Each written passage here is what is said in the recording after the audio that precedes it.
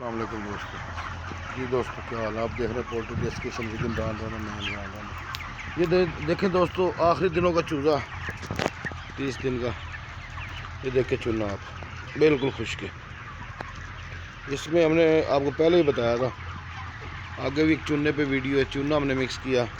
نہیں تو یہ پارٹیشن سینٹر والی ہوتی ہے نا جس کے پاس سارا چوزا جناب نا سارا برادہ گلا ہو جاتا ہے. یہ دیکھیں بالکل خشک برادہ زبردست ہے. تو آپ یہ چونا مکس کرتے رہیں تھوڑا بہت.